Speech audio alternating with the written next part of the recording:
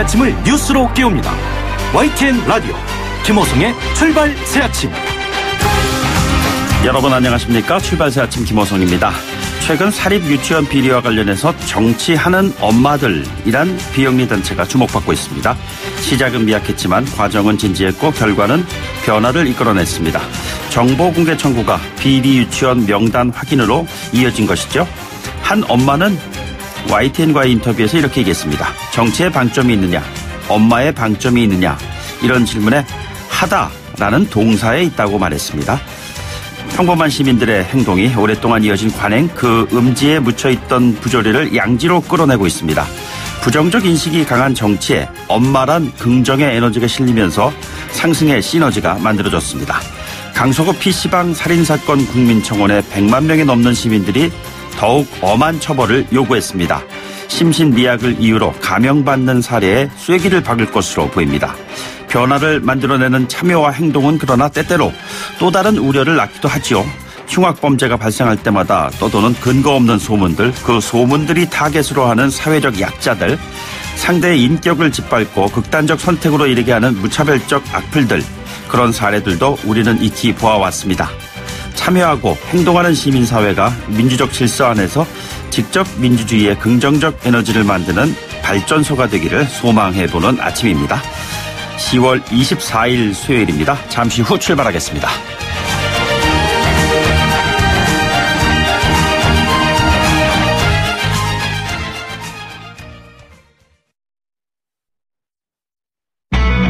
YTN 라디오 김호성의 출발 새 아침.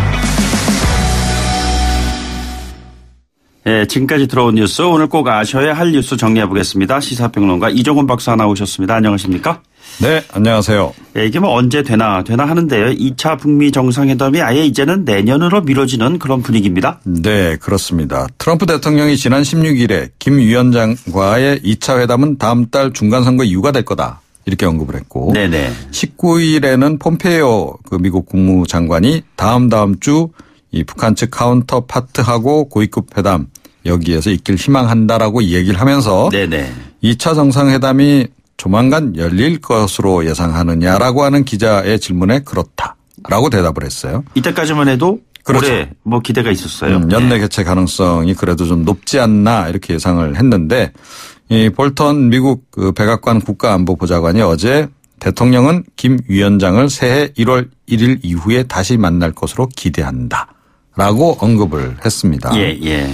뭐 일각에서 내년으로 미뤄지는 거 아니냐라는 네네. 얘기가 있긴 했는데, 그러니까 공식적으로 이제 확인을 한 그런 상황인데요.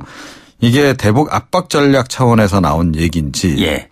남북한 합의를 뭐 결국 이 종전선언 관련해서 그 내용을 무력화시키려는 것인지, 또는 김정은 위원장의 장고 때문인지 예. 잘 모르겠습니다. 그러니까 지난번 그 폼페이오 국무장관 4차 방북 당시에 네네.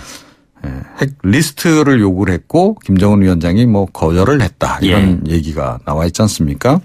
그 비건 그 최선희 라인 간의 실무 협상도 늦어지는 것으로 봐서는 북측이 뭔가 좀 더 고민을 하고 있는 그런 상황일 수도 있다, 이런 생각이 좀 듭니다. 예. 그러면은 2차 북미 정상회담에 앞서서 올해 안에 김정은 위원장의 이제 연내 답방이 네. 이루어질 수도 있겠네요. 그럼 지금 청와대 쪽에서는 계속 그런 기조의 얘기를 지금 하고 있습니다. 네네. 그러니까 문재인 대통령이 어제 이제 국무회의 주재하고 평양 공동선언하고 판문점 선언 이행을 위한 군사 분야 합의서 비준안 심의 의결하지 않았습니까? 네네.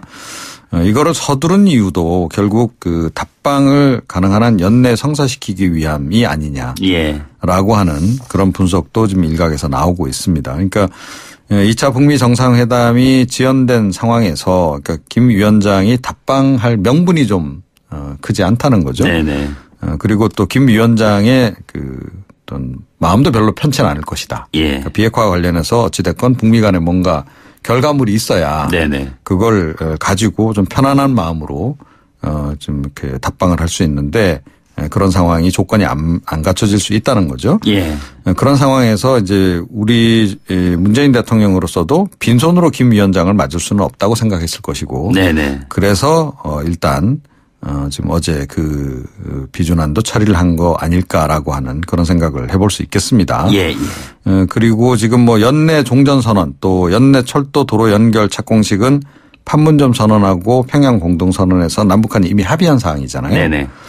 이게 또 이루어지지 않으면 또 남북한 관계 내지는 북미 관계가 또 다시 이제 경색 국면으로 들어갈지도 모른다라고 하는 그런 우려도 좀 있는 것 같아요. 그래서 지금 청와대 문재인 대통령은 어떻게든 2차 북미 정상회담이 연기가 되더라도 네네. 답방만은 좀 성사시켜 보겠다라고 하는 그런 생각을 가지고 있는 것 같습니다. 네. 답방을 준비하기 위한 뭐 일종의 뭐 카페트 깔기 뭐 이런 여러 가지 그 작업들이 이루어져야 되지 않는가 뭐 이런 생각이 들게 하네요. 청와대가 주 52시간제 수정 가능성을 내비쳤는데 이게 오늘 또 일자리 대책 나오는 날이잖아요. 네, 그렇습니다. 예. 어떤 내용이죠? 지금 지난 7월 1일부터 주 52시간 근로시간 단축제도가 시행에 들어가지 않았습니까? 예. 이게 이제 최저임금 인상과 더불어서 중소기업 또 영세 자영업자들의 경영난을 가중시킨 뭐 요소다라는 이제 지적이 업계에서 지금 네네. 계속 나오고 있는 그런 그 상황인데요. 그래서 이제 주 52시간제 도입 당시에 이미 이제 6개월간의 처벌유예 기간 두기로 한 상태죠. 예.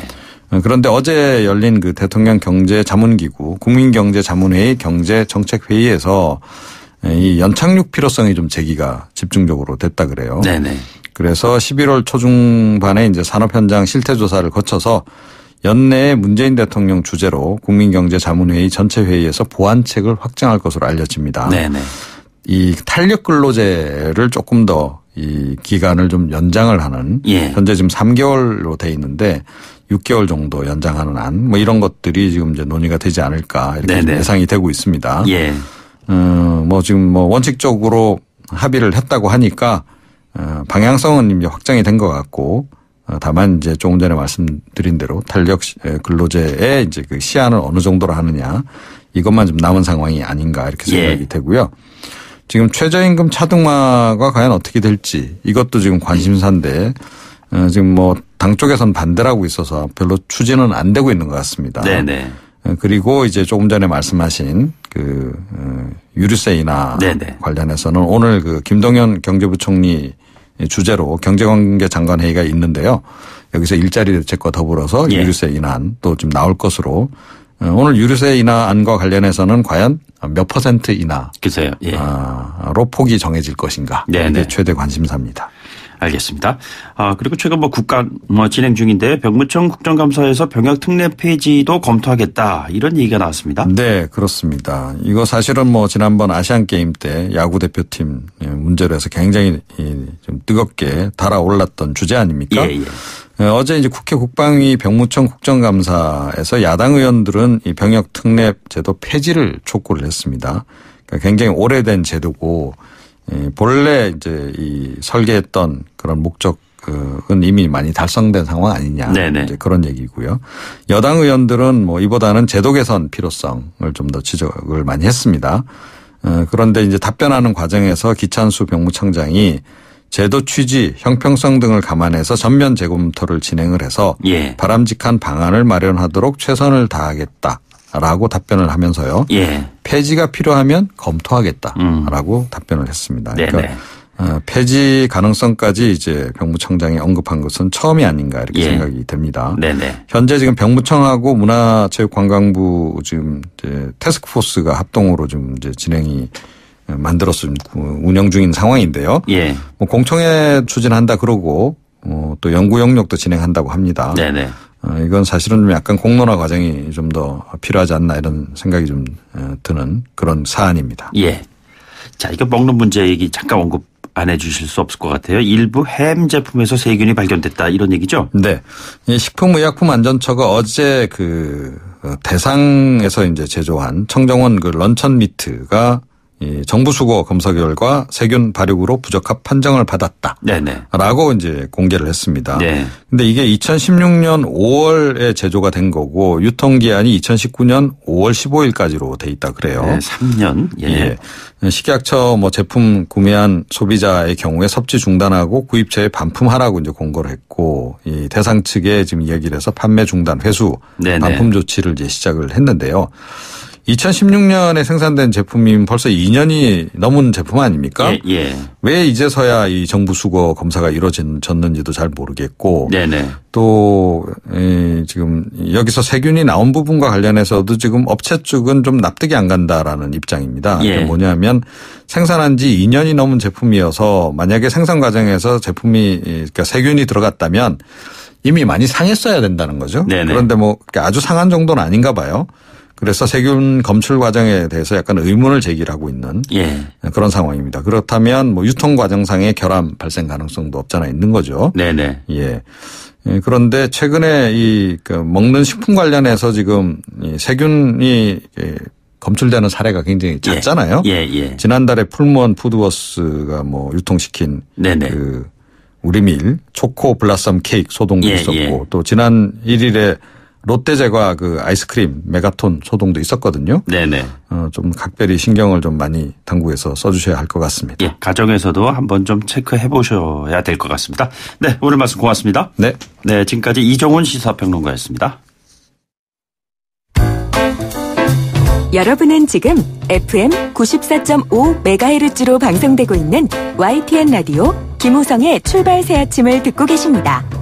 의견 주실 분은 짧은 문자 50원, 긴 문자 100원의 이용료가 드는 휴대전화 메시지 샵 0945, 우물정 0945번으로 의견 남기실 수 있습니다. 네, 이하 4당이 오랜만에 뜻을 모았습니다. 서울교통공사 채용비리 의혹 국감 관련돼서 국정조사 관련된 사안인데요. 자유한국당, 바른미래당, 민주평화당 이미 야 3당은 국정조사 요구서를 제출을 했고요. 정의당까지 국정조사에 동의한다 이런 입장을 내놨습니다. 정부는 공공기관에 대한 전수조사를 검토하고 있고 더불어민주당은 감사원 결과를 먼저 보자 뭐 이런 입장을 보이고 있습니다. 김관영 바른미래당 원내대표 연결해서 자세한 말씀 듣도록 하죠. 대표님 안녕하십니까? 네, 안녕하세요. 김관영입니다. 10월 25일 예. 이 내일을 낙하산의 날로 지정을 했습니다. 어떤 의미입니까? 네, 저희 바른미래당이 지난 9월 4일에 문재인 정부 들어서 소위 공공기관에 대해서 임원들을 어떻게 대선 캠프 출신 내지는 당직자 출신들을 임명해왔는지를 전수조사를 해서 밝힌 바가 있습니다. 예, 명단 다 나왔었잖아요. 예, 명단 했더니 약 365명 정도를 임명을 했어요. 예. 그래서 거의 매일 한 명 정도씩 낙하산 인사가 이루어진 상황인데 이번에는 지금 국정감사 기관이기 때문에 국정감사 과정에서 특히 감사, 각 기관의 소위 감사가 이제 대부분 다 낙하산 인사로 돼 있습니다. 근데 각 기관의 여러 가지 운영 상황을 제대로 감시하고 또 견제해야 될 감사가 이제 이 낙하산 인사로 가게 되면 견제 기능이 마비가 되고 이 기관이 이 아주 여러 가지 비리로 가는데 전혀 통제가 안 되기 때문에 그 부분을 지금 집중적으로 각 상임위별로 좀 지적을 하고자 이렇게 낙하산의 날로 지정을 했습니다. 예, 이 서울교통공사 문제는 자유한국당이 먼저 제기를 했는데 조금 전에도 말씀하셨습니다만 바른미래당이 그동안 고용세습 부정채용 방지 쭉 줄기차게 주장해오지 않으셨습니까? 자, 앞으로 이 같은 그 사안을 놓고 어떠한 대책 또 어떠한 그 과정을 좀 밟으실 계획이신지요?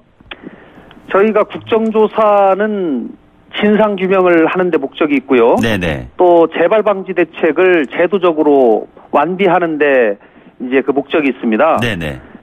바른미래당이 그동안 2016년부터 고용세습과 부정채용 방지를 위한 이 법 이름이 채용 절차의 공정화에 관한 법률이라고 있습니다. 이 법을 개정안을 하태경 의원도 냈고 또 그다음 2017년에는 이태규 의원까지도 냈습니다.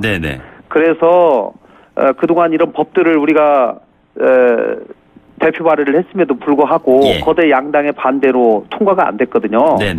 사실은 이 법이 2016년에 통과가 됐더라면 사실 이번에 문재인 정부 들어서 정규직 전환 과정에서도 이런 일은 미리 사전에 방지할 수 있었을 텐데 그러지 못하게 돼서 대단히 안타깝게 생각을 하고요. 이번 기회에 그동안 발의되어 있던 법도 통과를 하고 또 국정조사를 통해서 잘못된 점들에 대해서는 제대로 진상을 규명해야 된다고 생각하는 겁니다. 예, 지금 서울교통공사뿐만이겠느냐 뭐 이런 그 지적들이 많이 있는 것 같습니다. 공공기관에서 이 같은 사안이 계속 발생하는 배경이 어디 있다고 보십니까? 공공기관이 이 정규직 전환을 이 새로운 정부 들어서 비정규직을 정규직으로 전환하라는 1순위 대상기관이 되어 있었고요. 네네. 또 공공기관에 정규직이 되면 소위 신의직장이라고 해가지고 모든 국민들이 가장 선호하는 직장이 공공기관 정규직입니다. 예. 그렇기 때문에 그만큼 비리가 개입될 가능성이 있는 것이고요. 네네. 특히 취업준비생들의 대부분이 공공기관이 시험을 또 준비를 하고 있습니다. 예. 그렇기 때문에 또 공공기관의 이 정규직 전환 과정에서 기존에 근무하고 있었던 인사권자들, 뭐 여러 가지 직원들 이런 사람들이 자연스럽게 또 자기들 가까운 분들을 비정규직으로 채용한 다음에 정규직으로 돌리는 이런 거에 좀 개입을 했다라고 생각을 합니다. 예, 이 공공기관 수가 무려 뭐 300개가 훨씬 넘는 350개 이렇게 된다고 하는데 전수조사를 한다고 했을 때 이것이 촘촘하게 잘 이루어질 수가 있을까요? 잘 이루어져야 될 텐데요. 사실 이 인사비리라는 게 굉장히 은밀하게 이루어지고 청탁을 한 사람이나 청탁을 받아서 일 처리를 한 사람들이나 저로 전부 함구를 하려고 하는 경향이 있기 때문에 사실 이 실질적 진실이 드러나기가 참 쉽지 않은 상황이 또 사실입니다. 그렇기 때문에 저희는 국정조사를 하게 되면 그런 과정에서 내부 비리 고발자도 상당히 나오고요. 또 국정조사 과정에서 이제 주요 또 혐의가 있는 사람들을 직접 청문회장에 불러서 증인선서를 하게 되면 위증의 문제들이 있기 때문에 사실대로 얘기할 수밖에 없는 그런 좀 압박이 되기도 하기 때문에 국정조사를 통해서 진실을 밝혀내는 데 상당히 도움이 되리라고 생각을 하는 거죠. 예, 정부 차원에서 일단 먼저 전수조사하고 그 결과를 보고 난 다음에 해야 하는 것은 어떠냐 이런 얘기에 대해서는 어떻게 생각하십니까? 정부가 전수조사하는 거는 그렇게 시간이 많이 안 걸릴 겁니다. 그렇기 때문에 저희가 그 전수조사한 결과를 가지고 지금 국정조사를 해서 일정을 합의한다 하더라도 지금 국정감사가 끝나고 나서야 가능하기 때문에 정부에서 실시하는 전수조사 결과까지를 포함해서 국정조사에서 자료 제출을 요구하고 그런 부분을 참고해서 조사가 이루어져야 된다고 생각합니다. 예, 이 고용세습 채용비리 관련해 가지고 사실관계가 잘못됐거나 확대돼서 잘못 알려진 것도 있다. 뭐 그래서 감사원 감사 같은 확인 절차 지켜봐야 하는 것이 먼저 우선돼야 되지 않느냐 이런 얘기도 있습니다. 감사원 감사를 하는 데는 굉장히 시간이 오래 걸리고요. 또 뭐 과거 이명박 정부 4대강 사업에 대해서 감사원 조사가 있었지만 그 결과들이 모두 달랐습니다. 무려 4차례나 감사원 조사가 이루어졌고 감사원이 대통령 직속기관이기 때문에 중립적으로 이 문제를 제대로 파헤칠 수 있을지 사실 저희들은 의문을 또 가지고 있습니다. 예. 지금 그 서울교통공사 말고도 말이죠. 강원랜드 채용 비리도 이번 국정조사에 포함돼야 한다 이런 입장이시잖아요. 이 문제를 뭐 정의당이 주장을 했기 때문에 굳이 이것을 우리는 제외시킬 이유는 없다라는 입장인 것이고요. 다만 강원랜드의 채용 비리와 최근에 이 채용 비리는 조금 결을 달리하는 것은 또 사실입니다. 강원랜드의 인사청탁 문제는 이미 특정 몇몇의 청탁에 의해서 그 지역구 뭐 의원들이 개입됐다는 의혹, 그 다음에 그것을 규명하기 위한 검찰 수사가 있었고요. 또 지금 재판이 진행 중인 것으로 알고 있습니다. 그렇기 때문에 국정조사를 하더라도 상당한 한계를 가질 수밖에 없는 것이고요. 최근에 강원랜드가 그 이후에 정규직으로 전환하는 과정에서도 또 다른 또 비리가 있다는 또 그런 얘기들이 있기 때문에 그런 점들을 포함해서 국정조사에서 충분히 다룰 수 있다고 생각합니다. 예, 말씀하신 김에요. 뭐 조금 전에 특정 의원이라고 말씀하셨지만 사실상 그 건 때문에 자유한국당이 나름대로 다른 의견을 좀 내거는 것이 아니겠느냐 뭐 이런 해석들인데 결국엔 야당들이 국정조사를 공조해야 하고 그 흐름 속에서 결과를 만들어내야 할 텐데 자유한국당 쪽에서 이 같은 사안을 이유로 해서 비협조적으로 나올 경우에는 다소 좀 문제가 있지 않겠느냐 이런 지적도 있습니다. 자유한국당의 김성태 원내대표도 뭐 정의당의 그 주장을 안 받아들일 이유가 없다. 예. 라고 말씀을 하셨고 예. 이미 그 야3당이 제출한 국정조사 요구서 내용에도 공공기관 전반에 대한 고용 세수 문제를 다루도록 되어 있기 때문에 네네. 강원랜드를 배제할 이유가 없습니다. 예. 예. 자, 결국엔 이게 이제 일자리 문제 아니겠습니까? 예. 오늘 정부에서 일자리 뭐 대책도 또 나오고 뭐 그럴 예정인데요. 이렇게 되는 과정에서 정부의 일자리 정책 전체가 좀 매도되지 않겠느냐 이런 우려를 하는 분들도 있는 것 같습니다. 어떤 답을 주시겠습니까? 정부의 일자리 정책은 민간이 일자리를 창출한다. 네네. 최근에 뭐 대통령이 말씀을 하셨습니다. 예. 사실은 그러나 그 전에는 그렇지 않고 정부의 세금으로 일자리를 주로 만들려고 하는 그런 경향을 보여왔기 때문에 네네. 특히 이 멀쩡한 공공기관의 이 정규직 네네. 이런 것과 관련된 인원을 주로 늘리는 데 초점이 있었기 때문에 상당히 문제가 있었다고 보는 것이고요. 네네. 특히 일자리 대책이 취약계층을 위한 맞춤형 일자리를 많이 만들겠다 이렇게 정부가 얘기를 했는데요. 그렇습니다. 뭐 이건 취약계층이라는 게 소위 60세 이상의 대단히 소득이 낮은 그 사람들에게 주로 맞춰져 있는 일자리이지 20대에서 40대까지 이 젊은 청년들이 제대로 된 일자리, 지속 가능한 일자리를 만드는 데는 정부가 만드는 데는 큰 한계가 있는 것이 사실입니다. 예. 정부가 이 민간의 기업들의 길을 살리고 경제 활성화를 위해서 더 노력을 해야 된다고 저는 생각을 합니다. 예전에 보면 그 지금 말씀하신 이야기의 연장선상에서 소득 주도 성장 이슈가 자리 잡고 있는 것 같은데요. 이 부분에 대해서 처음에는 긍정적이었다가 내가 좀 다시 생각을 하게 됐다 이런 말씀하셨잖아요. 어떤 생각 지금 가지고 계시는지요?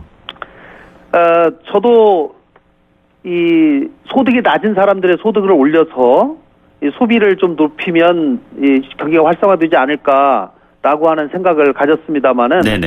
이제 소득주도 성장의 가장 핵심으로 최저임금 인상을 하다 보니까 최저임금을 너무 급격하게 인상을 하다 보니까 시장에서는 일자리를 그대로 유지하게 된 사람은 소득이 늘어나지만 오히려 일자리가 많이 줄어들어 버렸습니다.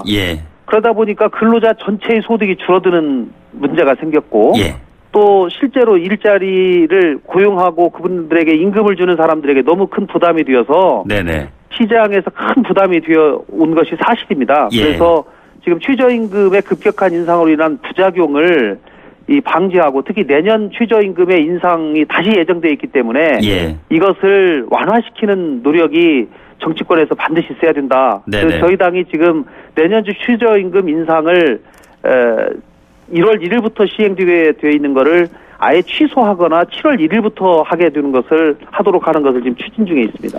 아, 그게 지금 취소가 될 수 있습니까? 국회에서 저희가 뭐 다 확인을 해봤는데요. 국회에서 합의만 되면 법을 통해서 가능한 것으로 저희들이 파악을 했습니다. 그럼 구체적으로 두 자릿수가 한 자릿수로도 될 수 있다는 말씀이신가요? 네, 그렇습니다. 정치적 합의가 이제 가장 중요하겠죠. 연결한 김에 다른 이슈 하나 질문 드리겠습니다.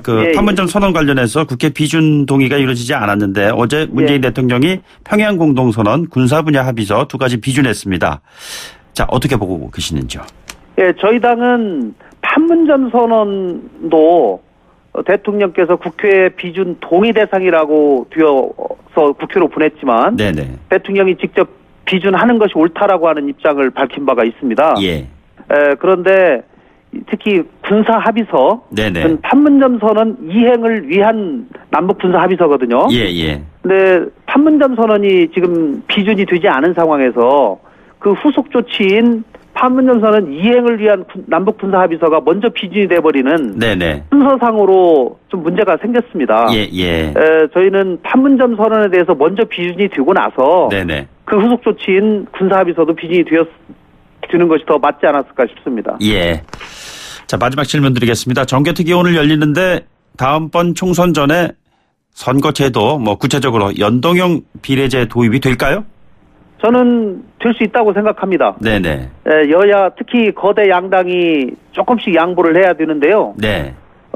지금 국민적 요구가 크고 또 연동형 비례제로 고치라는 것이 많은 사람들의 열망이기 때문에 저는 또 민주당이 오랫동안 스스로 주장해온 바이기도 합니다. 예.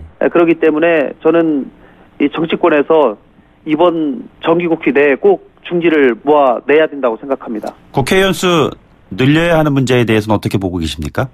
저는 기본적으로 국회의원 수를 늘리지 않는 범위 내에서 합의를 하는 것이 옳다고 생각합니다. 그렇다면 300명 이내에서 모든 게 이루어져야 된다는 말씀이신가요? 네. 지난번에 중앙선관위에서 지역구를 200명으로 하고 100명을 비례대표 의원으로 해서 연동형 비례대표제를 도입하라라고 권고한 안이 있습니다. 네네네. 근데 저는 나름대로 정치권을 벗어나서 중립적인 기관인 중앙선관위가 그 안을 낸 것이 상당히 합리적이라고 보고요. 네네. 그 안을 기본으로 해서 출발해서 협상을 시작해야 된다고 생각합니다. 정의당의 이정미 대표는 360명 얘기했었습니다. 어떻게 보시는지요? 그건 정의당의 주장이고요. 네. 예, 그 쉽지 않다고 생각합니다. 알겠습니다. 오늘 말씀 여기까지 듣죠. 고맙습니다. 예. 네, 감사합니다. 지금까지 김관영 바른미래당 원내대표였습니다. 1부 마치고요. 2부에 돌아오죠. 소통의 아침을 여는 공정한 목소리 YTN 라디오 김호성의 출발 새 아침.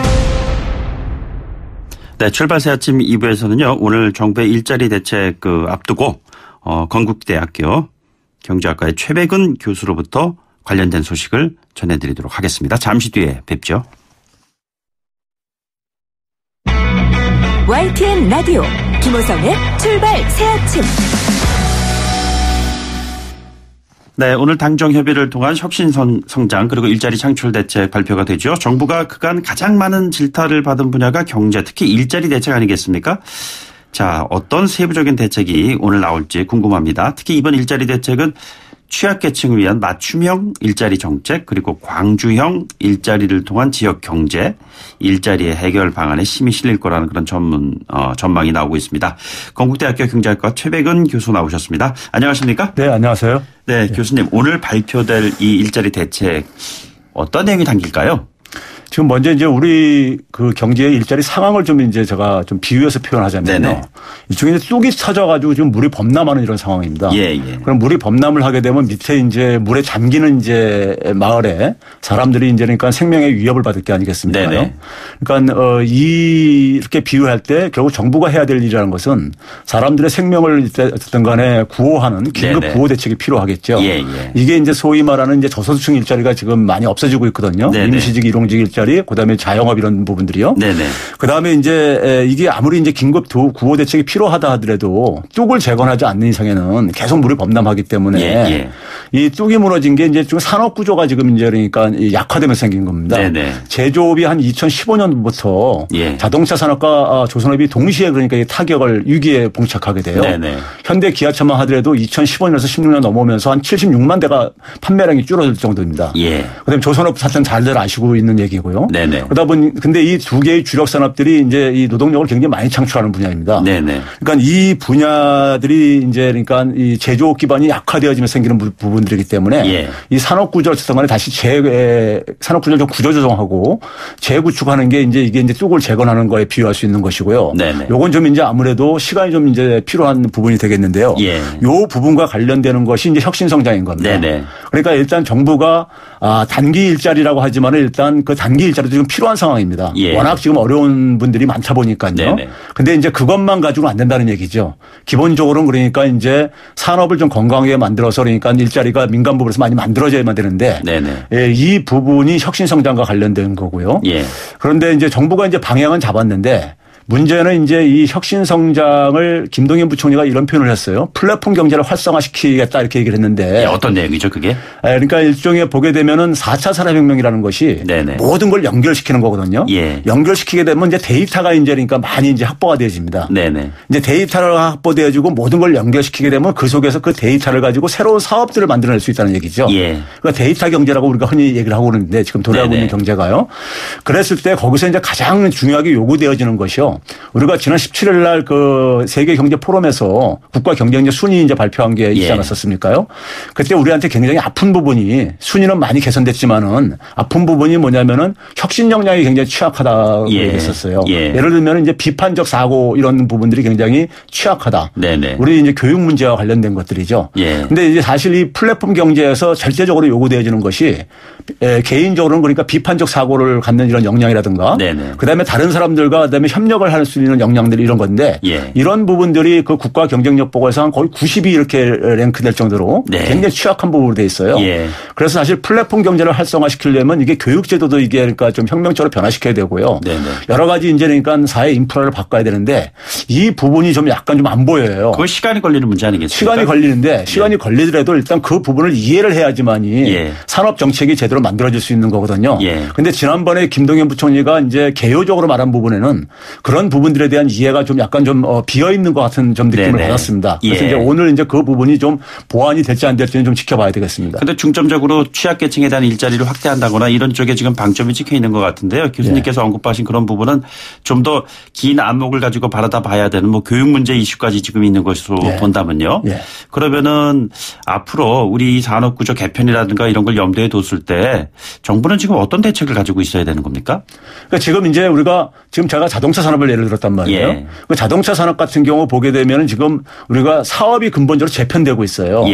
그러니까 이제 그 선진 국가들의 이제 주요 메이저들 같은 경우 보게 되면은 친환경 이제 그러니까 소위 신에너지 자동차 분야로 그러니까요. 예를 들자면 기름을 넣는 자동차가 수소차로 바뀐다든가. 뭐 전기차라든가 뭐 이런 등등이들이죠. 이제 그런 부분으로 이제 그러니까 바뀌고 있고요. 그다음에 또 하나는 뭐냐면은 이제 차량 공유 서비스로 바뀌고 있습니다. 이 차량 공유 서비스도 그러니까 일종의 플랫폼 경제와 관련돼 있는 거예요. 그러니까 많은 사람들이 이용하다 보면 그 속에서 데이터를 확보할 수 있다는 것이죠. 그러니까 차량이라는 것이 우리가 스마트폰처럼 하나의 그러니까 이게 전통적인 차량이 아니라 그 차 안에서 그러니까 우리가 인터넷을 할 수 있고 하는 뭐 이런 이제 모바일 기기처럼 돼버리는 거지 일종의 그러니까요. 그러면 이제 그런 상황 속에서 우리 자동차 산업은 이제 완성차 기존의 완성차 사업 중심의 어떤 사업 모델들이거든요. 그러니까 이게 사업 재편 속에서 우리도 이제 거기에 이제 적극적으로 대응을 해야 되고 또 정부가 거기서 지원해야 될 부분을 해야 되는데 이런 부분들에 대한 우리가 지금 그 이 준비가 굉장히 좀 소홀한 것 같아요. 많이 뒤쳐져 있는 것 같습니다. 예를 들어서 이제 신에너지 분야는 중국한테 많이 밀려 있습니다. 그다음에 이제 뭐 차량 공유 서비스 같은 경우는 이제 지금 진입하려고 하고 있는 이런 단계고다 보니까요. 상당히 많이 뒤쳐져 있죠. 그래서 이런 이제 그러니까 그 새로운 이제 산업 구조 조정을 하지 못하는 상황 속에서 기존의 이제 사업들은 굉장히 지금 위기에 맞고 있는 상황 속에서 일자리가 많이 그쪽에서 없어지고 있는 거죠. 자, 지금 민주당 지도부가 오늘 광주에서 이제 현장 최고 회의를 연다고 해요. 이게 왜 광주일까? 저도 참 궁금했는데 광주형 일자리. 자, 이 광주형 일자리가 함의하고 있는 것은 어떤 것이라고 이해를 해야 될까요? 기본적으로는 좀 이제 그러니까 노사가 좀 어쨌든 타협을 하자 이거죠. 그러니까 이제 그 사용자 입장 속에서는 기업 입장 속에서는 뭐 임금 압박이라든가 뭐 이제 여러 가지 이제 그 수출 경쟁력 이런 데 속에서 굉장히 지금 위기의식들을 느끼고 있는 상황인데 이런 부분들을 좀 이제 그 해결을 하고 반면에 이제 노동자들 입장 속에서는 일자리 문제가 굉장히 중요하니까는 일자리를 좀 더 이제 안정적으로 확보하는 문제. 그다음에 이제 자동차 산업 같은 경우는 굉장히 많은 하청 협력업체들이 관련돼 있습니다. 그러니까 원하청 관계도 좀 개선하는 문제. 어떻게 보면 우리 사회가 가지고 있는 이제 어쨌든 간에 그 주요 문제들을 다 이제 집약되어 있는 부분인데요.